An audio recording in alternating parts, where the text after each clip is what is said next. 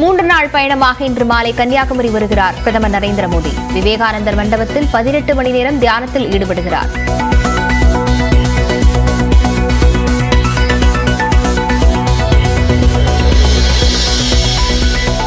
பிரதமரின் வருகையொட்டி குமரியில் 2000 போலீசார் பாதுகாப்பு. கடலில் கடற்படை கப்பல்கள் மற்றும் கடலோர பாதுகாப்பு குழும போலீசார் ரோந்து.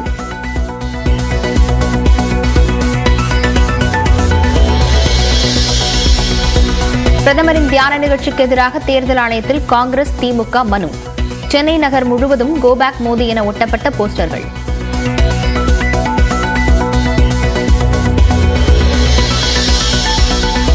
இனி சிறுவர்கள் வாகனம் ஓட்டி பிடிபட்டால் ஆர்சி புக் ரத்து செய்யப்படுவதுடன் 25,000 ரூபாய் அபராதம். 25 வயது வரை சம்பந்தப்பட்ட சிறுவர் ஓட்டுநர் உரிமம் பெற முடியாது எனவும் கடுமையாகிறது கட்டுப்பாடு.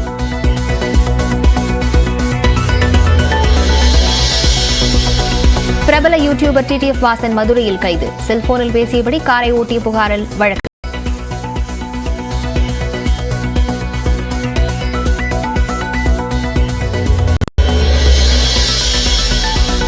கேரளாவின் மலப்புரத்தில் பேருந்திலேயே குழந்தை பெற்ற பெண் சாதுரியமாக மருத்துவமனைக்கு ஓட்டிச் சென்ற ஓட்டுநர்.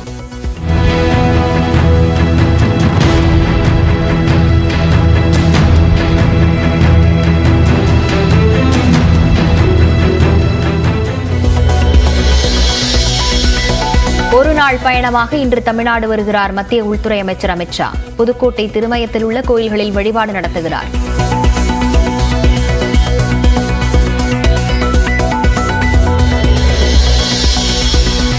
ஆயிரத்து 1982 காந்தி திரைப்படம் வெளியாவதற்கு முன்பு மகாத்மா காந்தி குறித்து யாருக்கும் தெரியாது. பிரதமர் நரேந்திர மோடி சர்ச்சை பேட்டி.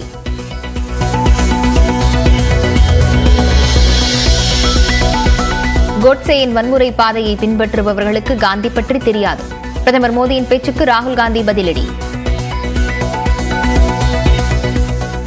गांधी जी पूरी दुनिया के लिए एक इंस्पिरेशन थे. Martin Luther king junior, Nelson Mandela, Albert Einstein, ये सब लोग गांधी से इंस्पायर हुए. हिंदुस्तान में करोड़ों लोग गांधी का रास्ता अपनाते. அரசு மீது குறை கூற முடியாததால் முதலமைச்சர் நவீன் பட்நாயக் உடல்நிலை குறித்து வதந்தி பரப்புகிறது பாஜக. நியூஸ் 18 தமிழ்நாட்டுக்கு அளித்த சிறப்பு பேட்டியில் ஒடிஷா வளர்ச்சி மேம்பாட்டு திட்ட தலைவர் வி.கே. பாண்டியன் குற்றச்சாட்டு. Naveen Babu on transparency, hard work, transformation, commitment, management skills, governance principles. Nothing you can criticize him. So take a subjective topic like this and create a rumor and sensationalize it, and then every time honorable CM or somebody else has to come and say, oh, this is just a rumor, just don't bother. Norway chess தொடரில் உலகின் number 1 வீரர் Magnus கால்சனை வீழ்த்தினார் இந்தியாவின் Praggnanandhaa. Classical பிரிவில் முதல் முறையாக கால்சனை வென்று அசத்தல்.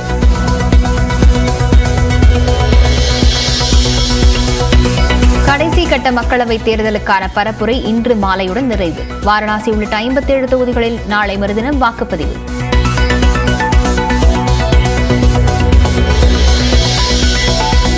கேரளாவில் இன்று தொடங்குகிறது தென்மேற்கு பருவமழை. வட தமிழ்நாட்டில் நாளை மறுதினம் முதல் கனமழைக்கு வாய்ப்பு.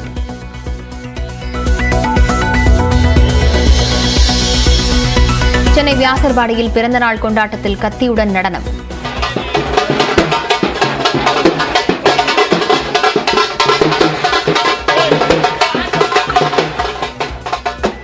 கைது செய்து காவல்துறை விசாரணை.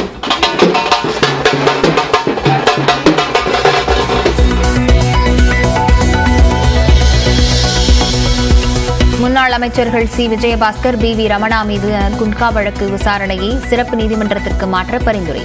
வழக்கு விசாரணைக்கு ஆளுநர் அனுமதி அளித்த நிலையில் சிபிஐ சிறப்பு நீதிமன்றம் உத்தரவு.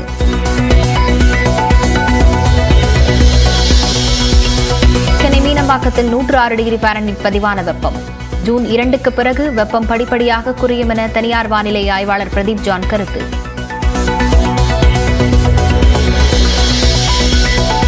கோவை KMCH மருத்துவமனையில் திருட வந்ததாக ஒருவர் அடித்துக் கொல்லப்பட்ட விவகாரம். மருத்துவமனை துணைத் தலைவர் நாராயணன் உட்பட 8 பேருக்கு 14 நாட்கள் நீதிமன்ற காவல். நாளை கன்னியாகுமரி வரவுள்ள நிலையில் பலத்த பாதுகாப்பு ஏற்பாடுகள் போடப்பட்டிருப்பதுடன் சுற்றுலா தலங்களுக்கு செல்லும் பயணிகளுக்கு கட்டுப்பாடுகளும் விதிக்கப்பட்டிருக்கின்றன. விவரங்களுடன் நமது மண்டல தலைமைச் செய்தியாளர் சிவமணி இணைந்திருக்கிறார். சிவமணி, என்னென்ன கட்டுப்பாடுகள் சுற்றுலா பயணிகளுக்கு விதிக்கப்பட்டிருக்கிறது? பாதுகாப்பு எந்த அளவு பலப்படுத்தப்பட்டிருக்கு?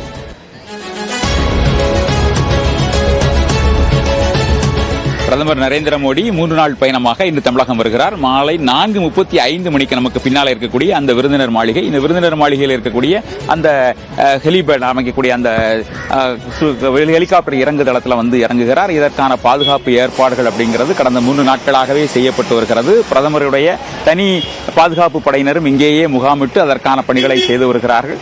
3 நாட்கள் வரக்கூடிய இங்கே இருக்கக்கூடிய பாரத பிரதமர் இங்கே இந்த பகுதியில் இறங்கி இங்கே இருக்கக்கூடிய விருந்தினர் மாளிகையில் சற்று நேரம் ஓய்வெடுத்துவிட்டு அருகிலே இருக்கக்கூடிய கன்னியாகுமரி பகவதி அம்மன் கோவிலுக்கு சுவாமி தரிசனம் செய்கிறார். மாலை சுமார் 5 மணி வாக்கில் அந்த தரிசனம் இருப்பதற்கான வாய்ப்புகள் இருப்பதாக தெரிகிறது. அதனைத் தொடர்ந்து விவேகானந்தர் பாறைக்கு செல்லும் முன்பாக சூரிய அஸ்தமனத்தை பார்க்க இருப்பதாகவும் தகவல்கள் வெளியாகி இருக்கிறது. இங்கே இருக்கக்கூடிய படகு குழாமில் தனி படகு மூலமாக பாரத பிரதமர் மோடி அங்கே விவேகானந்தர் பாறைக்கு தியானம் மேற்கொள்வதற்காக செல்ல இருக்கிறார். 2 இடங்கள், அதாவது விவேகானந்தர் அந்த பாறையில் அமைந்திருக்கக்கூடிய அவருடைய சிலை முன்பாக இருக்கக்கூடிய அந்த மண்டபத்தில் வெள்ளிக்கிழமை பகல் 12 மணி முதல் பகல் 1 மணி முதல் நள்ளிரவு 12 மணி வரை 11 மணி நேரம் தியானம் செய்கிறார். தொடர்ந்து கீழே இருக்கக்கூடிய அந்த தியான மண்டபத்திலும் தியானம் செய்ய இருக்கிறார். இதற்காக விரிவான பாதுகாப்பு ஏற்பாடுகள் அப்படிங்கிறது செய்யப்பட்டிருக்கிறது. திருநெல்வேலி, தூத்துக்குடி, கன்னியாகுமரி, தென்காசி மட்டுமல்லாது திருச்சி உள்ளிட்ட பல்வேறு மாவட்டங்களிலிருந்தும் 2000க்கும் மேற்பட்ட போலீசார் வரவழைக்கப்பட்டிருக்கிறார்கள். இந்த பகுதி முழுமையாக காவல்துறையினுடைய கட்டுப்பாட்டில் கொண்டு வரப்பட்டிருக்கிறது.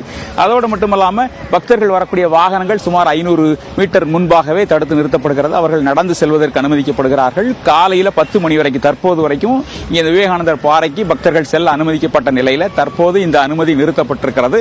பிரதமர் வந்து செல்லும் வரை இந்த அனுமதி முழுமையாக விவேகானந்தர் பாறைக்கு பொதுமக்கள் சுற்றுலா பயணிகள் செல்ல அனுமதி இல்லை அப்படிங்கிற நடவடிக்கைகள் இருக்கிறது. மதியம் 12 மணி வரை கோவில் நடை திறந்திருக்கும், பகவதி அம்மன் கோவில் நடை திறந்திருக்கக்கூடிய நிலையில் அந்த கோவிலுக்கு அந்த இன்று மதியம் 12 மணி வரை பக்தர்கள் தரிசனம் செய்ய அனுமதிக்கப்படுகிறார்கள்.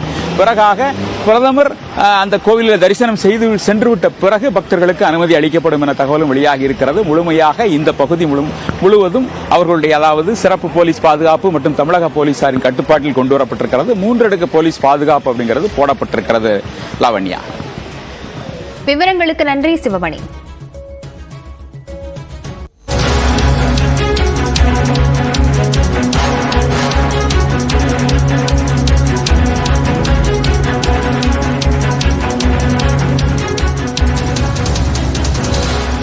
அரசியல் காழ்ப்புணர்ச்சியால் பிரதமரின் வருகையை குறுகிய பார்வையுடன் எதிர்க்கட்சிகள் பார்க்கின்றன என தமாக தலைவர் ஜி.கே. வாசன் அறிக்கை வெளியிட்டிருக்கிறார். இது தொடர்பாக நம்மிடையே பகிர்ந்து கொள்வதற்காக தொலைபேசி வாயிலாக அவர் இணைந்திருக்கிறார். வணக்கம் சார். வணக்கம். திமுக தரப்பிலிருந்தும் காங்கிரஸ் தரப்பிலிருந்தும் பிரதமருடைய வருகையை எதிர்த்து மனுவும் கொடுக்கப்பட்டிருக்கிறது. இது எப்படி பார்க்கிறீங்க? அறிக்கையில் என்ன சார் குறிப்பிட்டிருக்கிறீங்க? பிரதமர் அவர்கள் 2 நாள் தமிழகத்தினுடைய ஆன்மீக பயணத்தை தமிழ் மாநில காங்கிரஸ் கட்சி வரவேற்கிறது. பிரதமர் அவர்கள் ஆன்மீக ஈடுபாடு உடையவர் என்பதை இந்த நாடு நன்கறியும். நாட்டுடைய கலாச்சாரம், பண்பாடு, வரலாறு ஆகியவற்றை நன்கு அறிந்து தெரிந்து புரிந்தவர் பிரதமர். அதே நேரத்தில் தன்னுடைய தலைமையிலான ஆட்சி மத நல்லிணத்திற்கு எடுத்துக்காட்டான ஆட்சி என்பதை நடத்தி கொண்டிருப்பவர், நிரூபித்துக் கொண்டிருப்பவர். நாட்டு நலன், மக்கள் நலன், அவர்களுடைய வளம், இதனை சார்ந்த புனித பணியின் அடிப்படையிலே தான் தியானம் பிரதமர் அவர்கள் ஈடுபடுகிறார்கள். இது பிரதமருக்கு புதிய செயல்பாடு அல்ல. தொடர்ந்து பல நேரங்களிலே, பல இடங்களிலே நாட்டு நலனை கருதி, மக்கள் நலனை கருதி பிரதமர் இது போன்ற தியானங்கள், புனித பணி, வழிபாடு செய்வது நாட்டு மக்கள் நன்கு அறிந்து தெரிந்து புரிந்து வைத்திருப்பதே.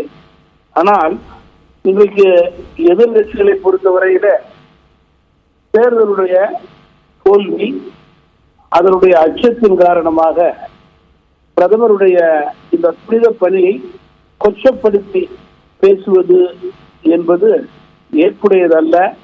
மக்கள் அதை விரும்பவில்லை என்றுதான் குறிப்பிட விரும்புகிறேன். இணைப்பில் வந்து உங்களுடைய விளக்கத்தை கொடுத்ததற்கு நன்றி திரு ஜி.கே. வாசன்.